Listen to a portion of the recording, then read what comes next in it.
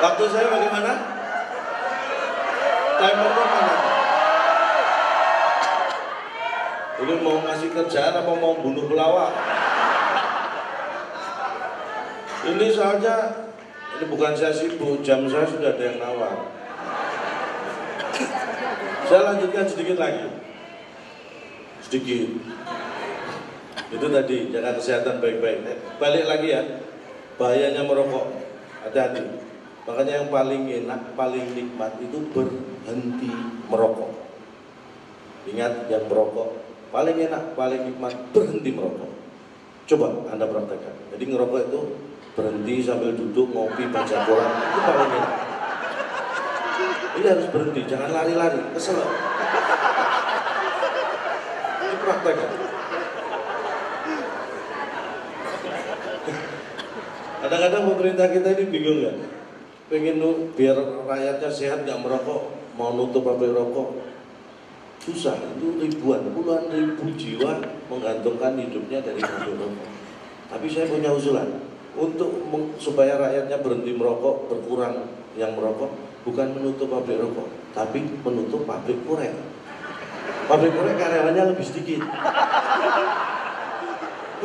Karena kalau nggak ada korek, pasti perokok berkurang. Nggak mungkin perokok kemana-mana bawa kompor gas, nggak mungkin.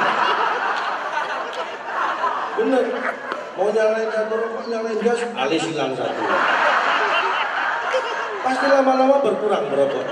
Ini bukan nutup pabrik rokok, pabrik koreknya. Kadang-kadang dilema memang, kadang-kadang kita dihadapkan pada situasi seperti itu. Kalau dulu dibungkus rokok itu kan jelas ada.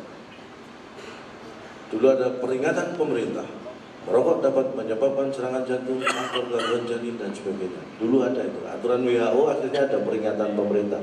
Mungkin di negara lain ada efeknya berkurang, di Indonesia enggak. Justru banyak yang merokok. Karena apa? Bedanya dengan negara lain. Di Indonesia itu yang namanya peringatan itu dilaksanakan bareng-bareng dan serentak. Peringatan 17 Agustus, peringatan Sumpah Pemuda, peringatan Hari Kartini, ya kan? Makanya peringatan pemerintah merokok akhirnya dianggap peringatan, bareng-bareng serentak merokok. Ini terjadi nih. Makanya akhirnya pemerintah menyadari, hilangkan itu dulu. Urutannya gitu di rokok. Peringatan pemerintahnya hilang. Langsung merokok dapat menyebabkan serangan jantung, kanker, gangguan janin. Yang bahaya yang merokok dapat, yang merokok beli aman. Karena merokok beli menyebabkan serangan jantung nggak ada. Itu yang cuma bawa korek tadi yang bahaya. Yang cuma modal paru-paru itu yang bahaya. Kayaknya merokoknya dapat, bukan beli. Sekarang lebih sadis. Lihat di bungkus rokok, merokok membunuh. Apakah berkurang? Mungkin. Tapi menurut survei saya, perokok mungkin berkurang karena takut ancaman merokok membunuhmu. Tapi kriminalitaslah yang meningkat. Sekarang banyak begal, ya kan? Itu gara-gara apa? Gara-gara peringatan itu tadi, merokok membunuh. Karena kalau zaman dulu orang berbuat jahat itu butuh modal senjata tajam, pistol. Sekarang sebungkus rokok bisa untuk ngancem orang. Rokok membunuh, rokok membunuh. Kejahatan meningkat. Itu harus diantisipasi. Makanya hati-hati kita melakukan sesuatu. Ya, makanya penting, sehat itu penting.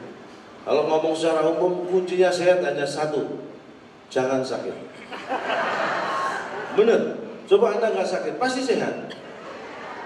Praktekkan itu. Sederhana, jangan sakit. Ditahan kalau sakit. Jangan sampai masuk sakitnya. Kalau masuk masih sakit, lama-lama pasti enggak. Pikirannya yang terus.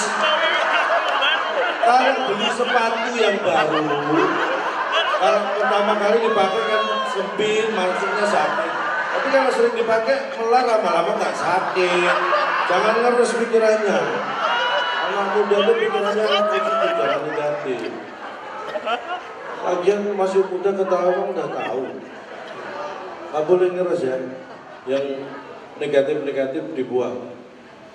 Itu yang berikutnya apa? Pesan saya ini ya. Ini berkumpul mungkin awalnya nggak kenal, karena sudah berkumpul ini akhirnya apa? Ada sayang ya kan. sayang itu yang harus ditumbuhkan.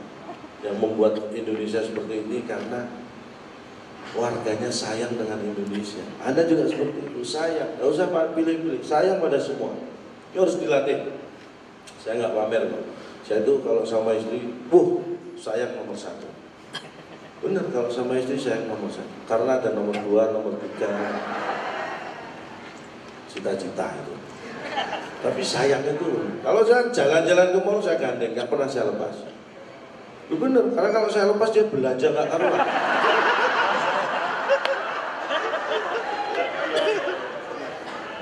Iya kan? Makanya saya gandeng. Ya orang lihatnya sayang, padahal saya sayang sama dompet. Kalau saya habis kerja gini dapat misalnya nih bawa pulang uang 5 juta. Begitu ketemu istri di rumah, karena sayang langsung saya kasih 50.000. Sayang kalau dikasihkan semua. Itu sayang itu penting. Tapi jangan ditiru. Bukan saya pelit. Karena saya selalu punya prioritasnya, semakin banyak memberi itu semakin banyak menerima. Ya nggak pelit, tapi harus ada ukurannya. Jangan niru teman saya, ini ada ikut. Teman saya itu, saya ajari kamu itu semakin banyak memberi, semakin banyak menerima. Nah, tidak terkontrol, ini yang bahaya. Anda royal baik sama orang boleh, tapi harus tetap ada prioritas, ada kewajiban, itu yang penting. Ini teman saya ajari. Suatu hari uangnya tinggal 20.000, lapar mau makan, mau masuk warung, ada pengemis 3 hari belum makan. Dia mikir ini buat saya makan atau kasih pengemis. Ingat prinsip yang saya ajarkan, semakin banyak memberi, semakin banyak menerima. 20.000 dikasihkan ke pengemis, ikhlas, ya nggak makan. Nggak sampai 5 menit handphonenya bunyi, job MC honor 2 juta. Ikhlas 20.000 diberikan. Nggak sampai 5 menit gantinya 100 kali lipat 2 juta. Begitu selesai MC terima honor 2 juta. Ingat prinsip saya, semakin banyak memberi, semakin banyak menerima. 2 juta semua dibagi ke pengemis. Dan sekarang dia sudah cerai sama istri. Maksudnya ya ini contohnya, memberi itu harus ada. Karena kalau kita punya rasa sayang itu otomatis prioritas akan muncul, ya kan? Kalau pejabat seperti Pak Imam sebagai seorang yang diberi amanah untuk melaksanakan tugas-tugas negara, kalau beliau sayang dengan negara, prioritas itu akan muncul. Negara adalah nomor 1.